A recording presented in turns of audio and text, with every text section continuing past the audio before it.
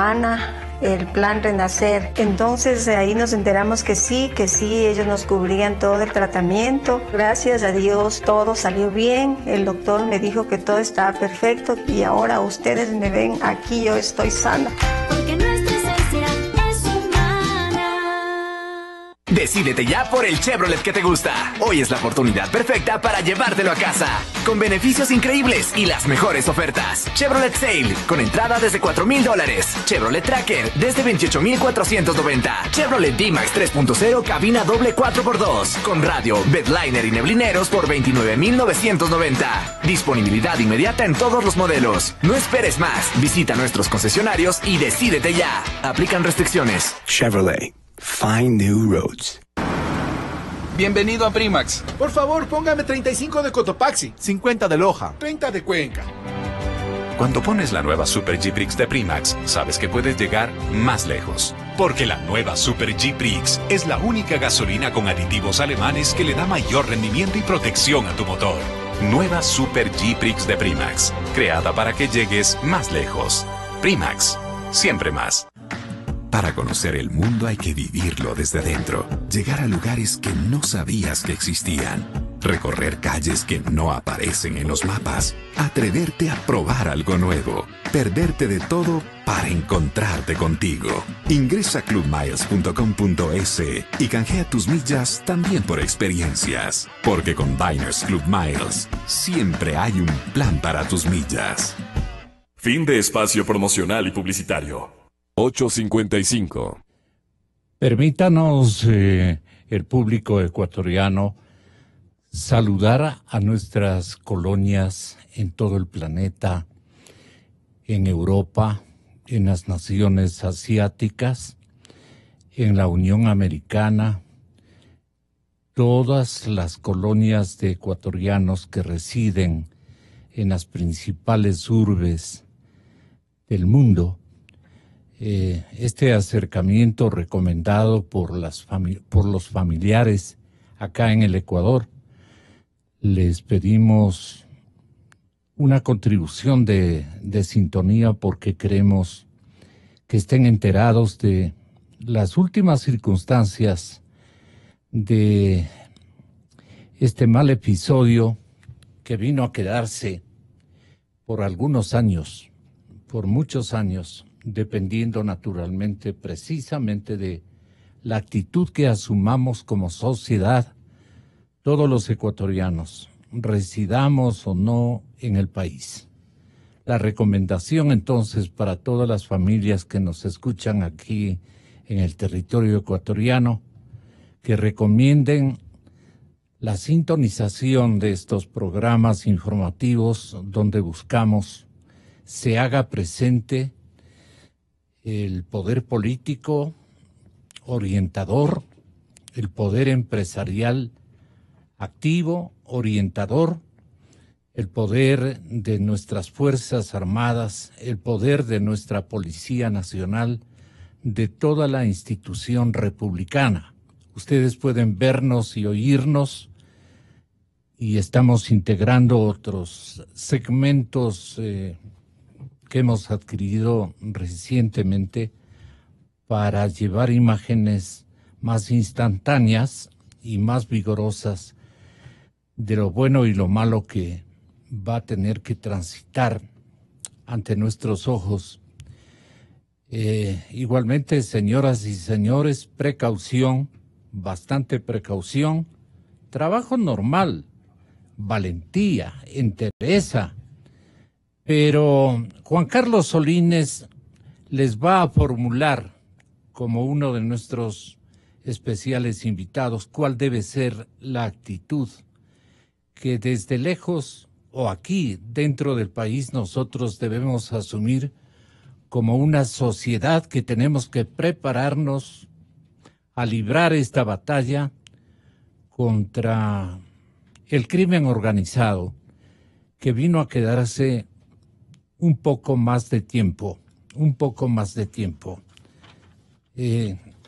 Si liquidamos a Guacho, esto no termina.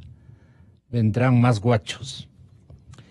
El negocio está instalado y hay que ser francos, señoras y señores, hay que ser transparentes con lo que tenemos que lidiar durante muchísimos años. Por eso yo le pido al doctor Juan Carlos Solines que nos dé una idea de cuál debe ser el comportamiento de la sociedad ecuatoriana con enorme valentía y sagrada obligación para la sobrevivencia de nuestro querido país. Muy buenos días, doctor Ramiro, presidente del Colegio de Abogados. Muchas gracias por estar aquí. Y muchas gracias, estaremos ya con Francisco Huerta Montalvo y Vladimiro Álvarez, que quiero yo saludar y intercambiar opiniones por las dos líneas de Fonepach y aquí los dos distinguidos invitados. Yo quiero primero sugerir este mensaje a Juan Carlos Solines, joven jurista que nos acompaña, muy talentoso y muy patriota. Juan Carlos Solines, con ustedes. ¿Cómo ve la situación, doctor? Gracias, Gonzalo, por la invitación. Un saludo cordial a toda la audiencia, a Ramiro García, presidente del Colegio de Abogados, mi buen amigo, y a los demás contertulios.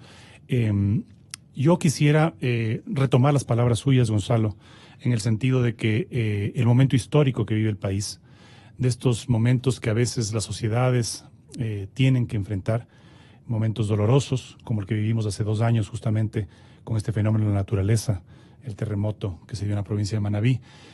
Son momentos críticos que la sociedad debe enfrentar, ante todo con unidad. Ante todo con unidad.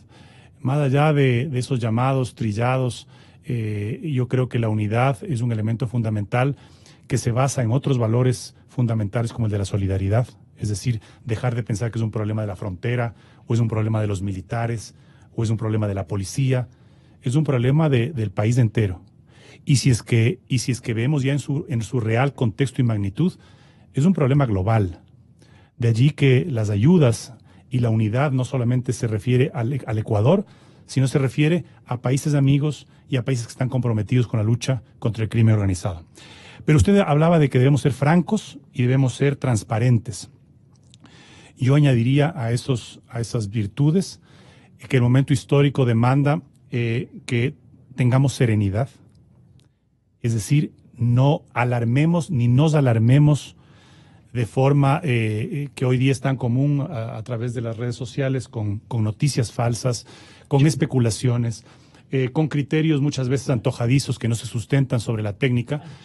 Es verdad que el problema que enfrenta el Ecuador es un problema multidimensional. No es un problema militar, no es un problema criminal, no es un problema de guacho o de un chivo expiatorio cualquiera. Es un problema multidimensional y que va a requerir de muchos actores. Pero creo que la serenidad y la responsabilidad que debemos tener los ecuatorianos en la unidad es fundamental para comenzar a construir estrategias y para comenzar a construir respuestas firmes, exitosas, eficientes contra este problema multidimensional que enfrentamos. Creo que ese, digamos, sería un primer mensaje importante, porque vemos ahora, ayer hubo una caricatura magistral como las que suele hacer Bonil, ¿no?, en el que salían varios individuos frente a computadoras y teléfonos dando sus criterios, ¿no?, diciendo que lo que ha hecho el gobierno es una estupidez, que esto ya se veía venir, que esto era obvio, y una cantidad de criterios en donde Bonil les calificaba como generales, ¿no?, los generales del Facebook, del Twitter y del WhatsApp. Y creo que en su genialidad y en su profundidad, Bonil lo que estaba expresando era justamente eso. Es decir, todos estamos indignados, todos estamos alarmados, Gonzalo, pero eso no debe hacernos perder la serenidad para, primero, respetar a las autoridades llamadas a atender este conflicto. Y ojo, no son solamente las autoridades militares y policiales, no solamente es del gobierno. Como decía, es un problema multidimensional y hay muchos elementos y personeros involucrados en esto. O sea, por ejemplo, ¿cómo podemos analizar el conflicto en su integralidad si no sabemos, por ejemplo, cuál es el estado del desarrollo de las actividades productivas agrícolas en la zona? ¿Por qué? Porque quienes están alimentando estas fuerzas irregulares, llámese criminales, llámese narcotráfico, llámese guerrilla, quienes se están sumando a las filas de esos grupos irregulares, es sociedad, es el tejido social de la zona, que no tiene otras oportunidades. Entonces, ¿tiene algo que decir aquí el ministro de Agricultura, por ejemplo? Por supuesto. Por supuesto. ¿Tiene algo que decir, por ejemplo, la ministra de Salud? Sí, ¿cuáles son los niveles de atención básica que esta gente está teniendo en zona fronteriza? Porque ese es el caldo de cultivo, la pobreza, la falta de oportunidades, el caldo de cultivo para que las nuevas generaciones de la frontera se estén adhiriendo a grupos que, como digo, en este punto es irrelevante si es que obedecen al narcotráfico, obedecen a la guerrilla ideológica, obedecen al crimen organizado. Es gente que está sumándose a grupos irregulares porque no tiene opciones. Entonces, se necesitan varios actores para poder enfrentar esto y ojalá no sea, como nos anticipó aquí el comandante de la policía, ojalá no sea un problema de años o décadas como han padecido países hermanos como Colombia, como México está padeciendo actualmente, porque realmente eso es un azote que va a incidir en el desarrollo económico, en la paz, en la calidad de vida de un país. Personaje muy significativo, importante en la vida política nacional, es ministro de Estado. Bienvenido, Vladimiro Álvarez Grau, desde la ciudad de Guayaquil. Estamos tratando de ubicarnos en el escenario correcto y pidiéndole a la ciudadanía que, según el señor comandante general de policía en vigencia, el señor general Mantilla, esto vino para quedarse algunos años. Ha sido el descuido público, el descuido del Estado, de los estados, por la situación donde ubicamos el epicentro de la circunstancia que nos mantiene con una expectativa que la queremos transformar en una fortaleza de unidad nacional. El crimen organizado nos ha planteado una guerra sin cuartel. Hemos dado tiempo para una nutrida convergencia de factores que le benefician circunstancialmente por descuidos internos propios de los gobiernos. Si se trata de dar una especie de eco al petitorio formulado por Pancho Huerta Montalvo, debemos opinar con mucho cuidado, pero igualmente, sin tratar de compararme, pensamos aquí en comunidad, en la ciudad capital, que hoy más que nunca tenemos que ser transparentes y hablarle a la ciudadanía la verdad, absoluta verdad. Yo quiero pedirle, doctor Álvarez Grau, que nos señale qué momento estamos configurando en nuestro país, con nuestros errores, pero también con nuestras fortalezas. ¿Qué pedidos formularía usted al pueblo ecuatoriano? Porque su palabra es harto significativa para toda la sociedad ecuatoriana. Y todo lo que podamos elaborar en nuestras mentes, todos los ecuatorianos son puntos de vista muy significativos. Y todos los apoyos que cuajemos en beneficio de nuestro país, de nuestra sociedad, en previsión de su paz, de su tranquilidad, son elementos que ahora son contributivos a la paz nacional. Y en fin, usted tendrá mejores palabras que las del periodista que hace discurso y que está mal hecho.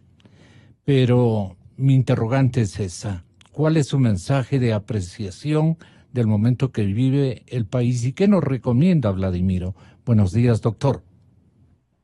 Buenos días, licenciado Rosero. Lo primero, indiscutiblemente, un llamado reiterativo a mantener la unidad nacional en todos los estamentos que componen la sociedad ecuatoriana.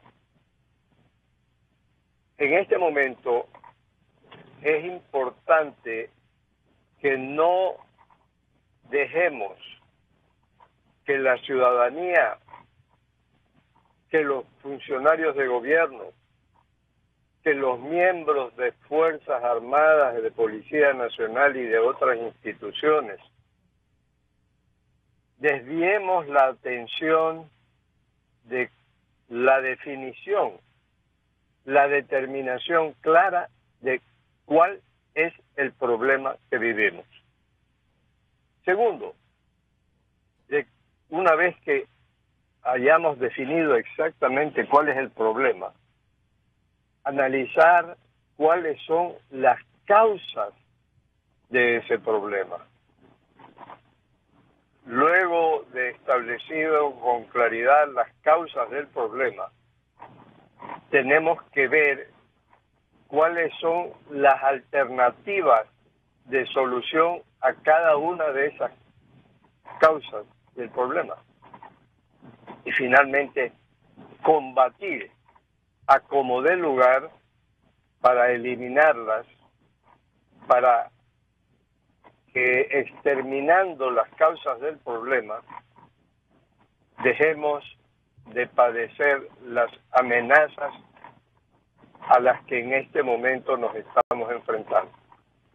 Licenciado Rosero, el problema, y por allí debemos empezar, no es solamente los secuestros.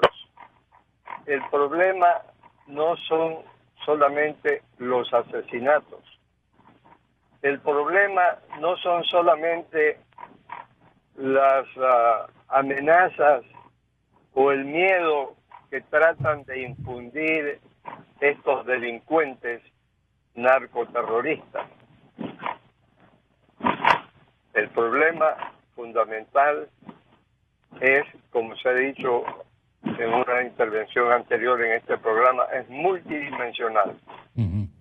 El hecho de que se haya abandonado la solución a las necesidades básicas insatisfechas en toda la zona de frontera, no solamente en Escaldas, sino en las demás provincias ecuatorianas que limitan al norte con Colombia.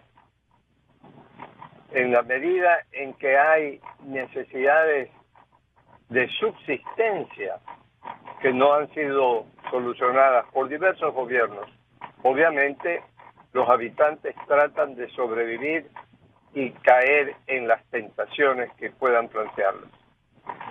Y luego, para tratar de resumir el tema, yo creo que el origen de todo esto es el trámite y la negociación de droga, que es lo que estimula a los narcotraficantes a actuar en forma terrorista para proteger el tráfico de droga.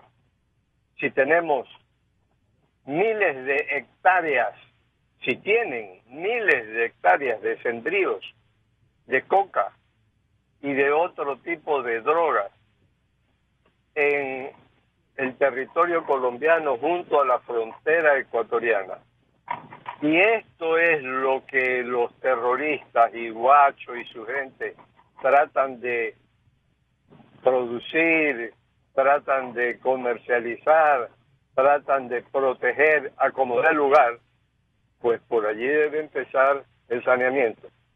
El exterminio, perdónenme que sea tan terminante, de las plantaciones de droga que hay en el territorio colombiano. Y eso debe corresponderle como primera responsabilidad al gobierno colombiano y obviamente a los organismos internacionales que quieren cooperar en la solución de estos problemas.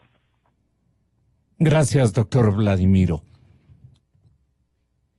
Doctor García, doctor Solines, van a hacerme el favor, conjuntamente con mis distinguidos radio oyentes, y televidentes internacionales y nacionales a través de nuestro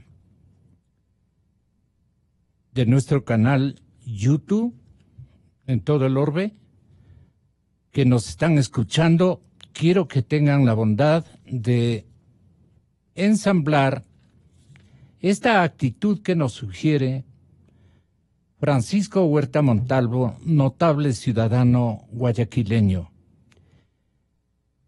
de quien he escuchado un discurso fogoso, persuasivo, contundente, siempre contundente, que nos está pidiendo volver a la humildad en las opiniones y pensar en cuánto afectan al interés nacional cuando se las emite. Opinar con cuidado, nos pide Pancho Huerta. ¿Por qué, doctor, ese cambio de su nivel de contundencia en el discurso, siempre coherente y patriota? No es que va a dejar de serlo, con mayor razón, pero las recomendaciones sí nos llama la atención, y además usted mismo esclarece este cuarto de hora de su vida intelectual y patriótica. Buenos días, doctor Huerta. Estamos frente a una circunstancia muy delicada. Definitivamente, Gonzalo, y muchas gracias por el preámbulo. Opinar con cuidado no significa dejar de opinar con toda la velocidad requerida, pero esta vez hay que pensar sobre todo en el interés nacional, porque a veces se opina, y no lo digo de mi propia experiencia, pero sí la noto en algunos de los que dialogan con los medios de comunicación. No se trata de mostrar cuánto se sabe, cuánto se domina un tema, sino cuán bien se le hace a lo que consideramos es el interés nacional. En este instante, por ejemplo, algunos creen que es necesario ser cuidadosos en relación a las autoridades, pero si las autoridades hacen mal, es oportuno decirles están haciendo mal, den un paso al costado. Pero hay que decirlo serenamente, sin ánimo de interés político alguno. A mi edad, a mis años y a mi recorrido, no tengo ningún interés que no sea el del país. Y lo veo en una grave situación que advertimos hace ya muchos años, Así es, doctor. 9 casi. Y sin embargo no se hizo el menor caso, se hicieron algunas escaramuzas en la frontera norte y luego se olvidó de la frontera norte. Pero el tema también tiene allí un equívoco que hay que hacerlo notar con claridad, con pasión, pero una pasión que no es griterío, sino sentimiento nacional. El tema de las drogas no afecta solo a la frontera, el Ecuador está tomado. Si miramos Manabí y más de 30 pescadores presos o 300 por transportar drogas a Centroamérica, vemos que es nacional.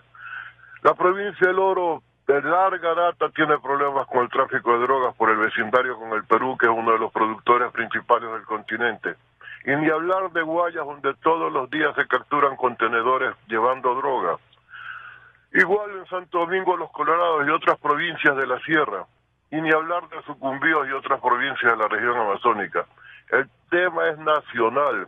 Y poner demasiada cantidad de hombres en la frontera de Esmeraldas es poner gente para que la maten.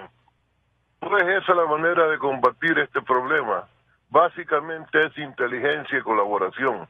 Colaboración con Colombia, colaboración con Perú y colaboración con los Estados Unidos sin hacer de esto un drama antiimperialista. Simplemente es una plaga mundial que tiene que ser combatida transnacionalmente. Usted le escuchó al señor embajador de la Unión Americana esta mañana en algún canal de televisión. Lo escuché, sí. Esa experiencia y especialmente esa tecnología y ese conocimiento, porque se trata de conocimiento, debe ser aprovechado por sobre las circunstancias de carácter político que a este gobierno en su gran dimensión correísta, porque tiene dos partes, en la dimensión correísta se va a criticar esa solicitud. Los mismos admiradores del causante de esta circunstancia en buena medida por la permisividad que otorgó a Nariño para que penetre en Esmeraldas y los grupos transnacionales de la droga pues se han aprovechado y han formado en esas juventudes que no tenían otra oportunidad de poder subsistir, han encontrado precisamente como tentáculos estos huachos que comienzan a aparecer y que deben ser innumerables en varias regiones de nuestro país, especialmente de los que tienen conexión con las grandes proveedoras de estos insumos. Entonces, ¿qué comentar sobre esto y cómo podemos ser o volver a la humildad en las opiniones si tenemos motivos para reventarnos de las iras por el descuido y los compromisos adquiridos que hoy arrojan sus resultados que fueron avivados, ¿no? Del placebo hemos pasado a una situación ya conocida con dramatismo. Doctor Huerta. Sí, Gonzalo, el correísmo lo mejor que podría hacer es callar. Y si habla es para pedir perdón. Hubo traición a la patria, dicho en toda la claridad del término. Traición a la patria, y eso tiene que ser juzgado. Pero mientras tanto, el gobierno nacional también tiene obligaciones que cumplir. En la crisis que estamos viviendo, que se sobrepone sobre otras crisis como la económica, es imperativo convocar a un gobierno de unidad nacional prescindiendo de los compromisos políticos que el gobierno cree poder tener y tiene que obligación de llevar adelante. Hay gente que no está funcionando, sáquela si ella no da un paso al costado porque se da cuenta que no está sirviendo a los intereses del cargo que le encomendaron. Entonces que el gobierno la saque, tiene libre disposición de hacerlo y convoque un gobierno de unidad nacional. El problema es grave. En cuanto a cooperación internacional, obvio que hay que solicitarla. Ya la están ofreciendo, el embajador de Estados Unidos dice estamos dispuestos. Entonces solicítela. Eso no significa que tenemos que poner bases militares, la Constitución lo prohíbe, así quedó y no ha sido cambiado. Pero en cambio lo que sí puede cambiar es la tabla de uso personal de drogas. Eso ha dado lugar al microtráfico y al fomento de las adicciones. ¿Por qué eso se mantiene intocado? ¿Qué es lo que restringe esas opciones? Un combate al tema del narcotráfico es un combate global, a las adicciones, al tráfico, al cultivo. Efectivamente, como escuché decir a Vladimiro, tenemos que exigirle a Colombia que sus cultivos en la provincia de Nariño, en la zona de Nariño, vecina con el Ecuador, sean erradicados, pues. Pero no con glifosato, porque ya tuvimos un problema. Ese glifosato no es un ente fácil de manejar y los vientos los traían a las zonas de cultivo ecuatorianas. Sí. Por el estilo, ¿qué está haciendo la Cancillería en ese tema? ¿Qué está haciendo el Ministerio de Defensa para no tener soldados regados, dispersos en la zona norte sin saber qué hacer? ¿Por qué el presidente se permite declarar quién le aconsejó que da 10 días de plazo? No se da plazo de esa manera y ya van pasando 2 y no ocurre nada. ¿Qué va a ocurrir cuando lleguemos al 10º día? No se está manejando como es debido porque no se sabe y pocos son los que saben. Hay poca experiencia en estos asuntos en el Ecuador. Busquemos entonces a los que la tienen. Busquemos en Colombia una actitud más fraterna y no simplemente formal de que vengan los embajadores, que venga el ministro tal o cual, y se sigue conversando pero no se actúa. Huacho es un problema de Colombia transferido al Ecuador, pero Huacho es nada más que el brazo armado de un grupo de narcotraficantes que tiene tomada la República. La magnitud del narcotráfico determina la magnitud de enormes complicidades que deben existir en el Ecuador para que ese tipo de narcotráfico se dé. Esclarezcas en estos rumores que hacen daño sobre los 10 millones, etcétera, etcétera, que no repito para no contribuir a ese daño. Tengamos una política de comunicación al respecto que sin censura haga que las cosas se den de la manera que tienen que darse, con el comedimiento y el sigilo que a veces es necesario. En fin, una política, un plan Ecuador para que esa cooperación internacional pueda fluir bien, con un gran SAR antidrogas en el Ecuador que tenga toda la posibilidad de actuar sin mayores elementos de consulta y sin estar contándole a todo el mundo lo que va a hacer. Doctor Huerta, le quedamos muy reconocidos y le mandamos entre todos un abrazo de amistad y de mucho respeto. Gracias por su opinión. Señor presidente del Colegio de Abogados de la provincia de Pichincha, usted tiene la palabra. Tal vez los tentáculos de Huacho sea un tema que no hemos revisado con aplomo, digamos, y con realismo. ¿A quién señalaría como tentáculos de Huacho? Perdone usted, puede estar en nuestra misma actitud los tentáculos de Huacho. Bueno, gracias Gonzalo, un saludo a Juan Carlos y a los compañeros de panel y a todos los oyentes. Yo creo que este es un tema muy complejo que se lo tiene que analizar desde diferentes aristas. Esto no es cuestión de... o sea, no admite respuestas simplistas como vamos a darles bala o vamos a iniciar una acción militar o confíen en la policía. Yo creo que esto no es así. Hace un momento le escuchábamos al señor comandante general de la policía que nos decía que una de las soluciones es la ley de extinción de dominio o el tema de las fronteras. Bueno, o sea, nos decía que a alias Gerald le habían decomisado 17 millones de dólares. De acuerdo a los cálculos que hacen algunas cadenas noticiosas internacionales, Huacho mueve a la semana 20 millones. Entonces, es decir, estamos jugando canicas con eso. Por otro lado, el tema de las fronteras abiertas o cerrar fronteras, a mí me parece que no tiene ningún sentido porque esta gente no es que entra sellando el pasaporte. Tenemos que hacer mayor presencia en frontera. Y sobre todo tenemos que entender que esto es un problema social. Esto no es un problema delictivo, no es un problema normativo. No es que vamos a cambiar el COIP, el Código Orgánico Integral Penal, y con eso vamos a reducir este tipo de operaciones. A Huacho o cualquiera de los que están moviéndose en ese rubro, les da lo mismo que les pongan 20 o 200 años. Eso no les disuade.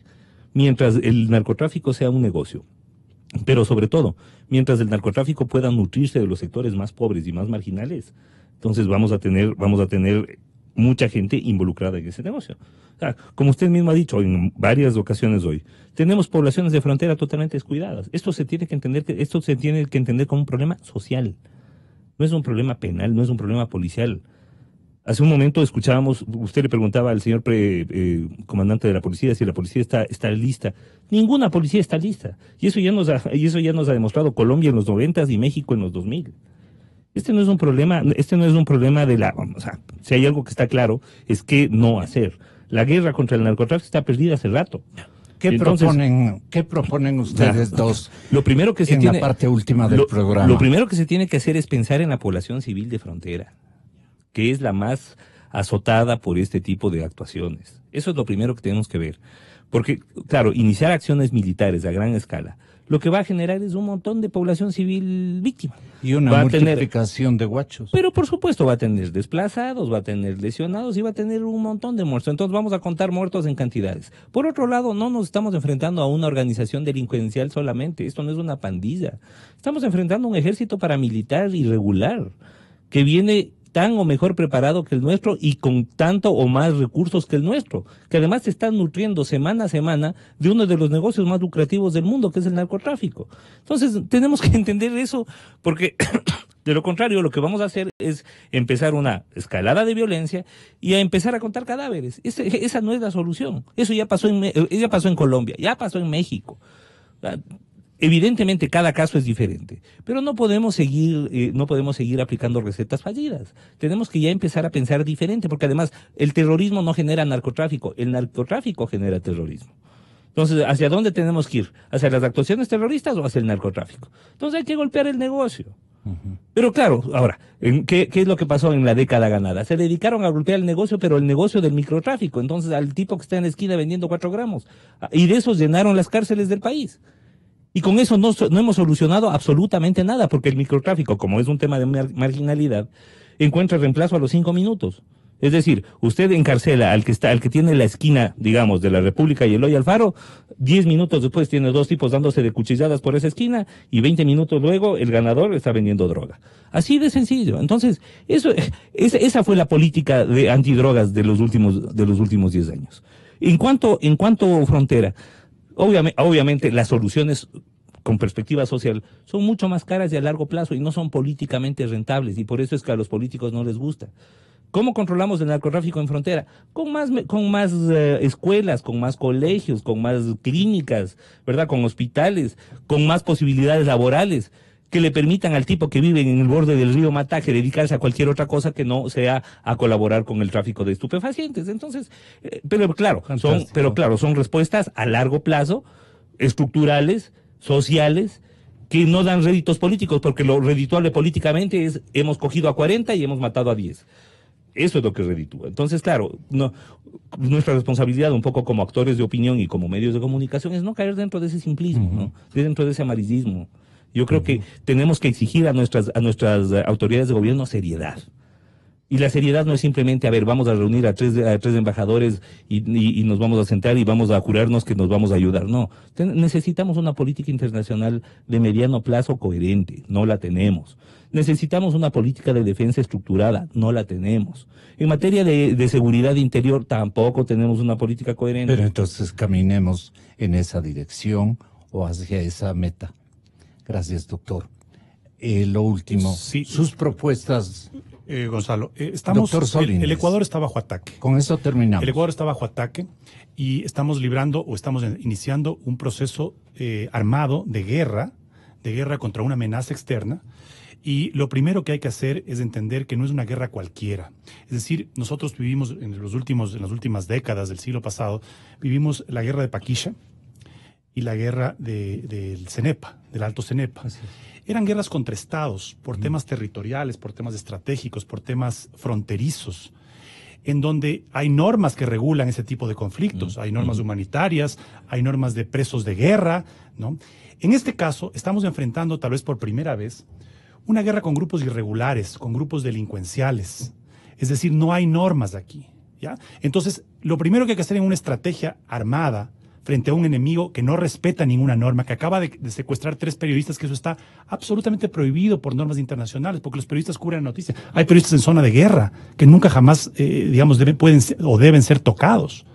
Entonces, no hay reglas en esta guerra. Entonces, sin embargo, hay 3 pasos fundamentales que hay que seguir en enfrentar este tipo de conflictos. Primero, conocer al enemigo.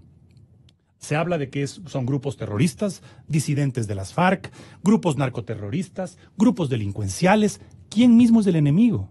Y aquí creo que hay que hacer una reflexión clara sobre el proceso de paz colombiano, porque es un tema que involucra a Colombia, ¿no? Y ver si es que realmente el proceso de paz fue una verdadera desmovilización de los grupos armados terroristas, o si es que fue más bien una disidencia de la militancia o de la jerarquía, que ya había hecho muchísimo dinero, que ya estaba realmente queriendo jubilarse porque ya estaba cansada de estar en la selva, y tal vez sean ellos los disidentes porque la tropa, la gente que conforma los grupos militares de las FARC y de otros grupos irregulares siguen en la selva y siguen combatiendo. Entonces hay que saber a quién nos enfrentamos. Segundo, hay que conocer el territorio. Y a eso me refería en mi intervención anterior. Es decir, no es un tema estrictamente de narcotráfico, no es un tema estrictamente de terrorismo, es un tema de desarrollo de la zona fronteriza. Entonces yo decía que otros actores requieren intervenir. Y finalmente, tratar de aprender de las experiencias que han vivido otros países que vienen enfrentando por décadas de esto. O sea, no somos los pioneros ni somos los primeros que enfrentamos una amenaza de esta naturaleza, pero no podemos pasarnos 5 décadas como Colombia, o no podemos ir tumbo tras tumbo como México. Sí, un baño de sangre. Que tiene más de 75,000 muertos en México, ¿no? En donde solamente México ha gastado 13,500 millones. Yo le oí al comandante de la policía en muchas intervenciones sesudas que tuvo en la entrevista anterior, pero hablaba, por ejemplo, de que vamos a enfocarnos en equipar y en incorporar tecnología a la policía.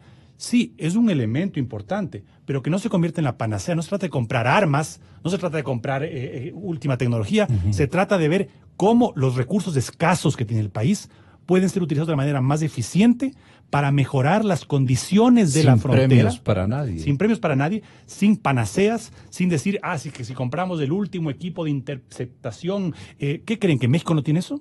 ¿Qué creen, que Colombia no tiene eso? Y ¿Qué llevan creen que los décadas. que los narcos ¿Qué no creen, que tienen los eso? narcos no tienen eso? Claro. Entonces no es un tema de quién tiene más armas o quién tiene más tecnología sofisticada. La tecnología juega un papel fundamental.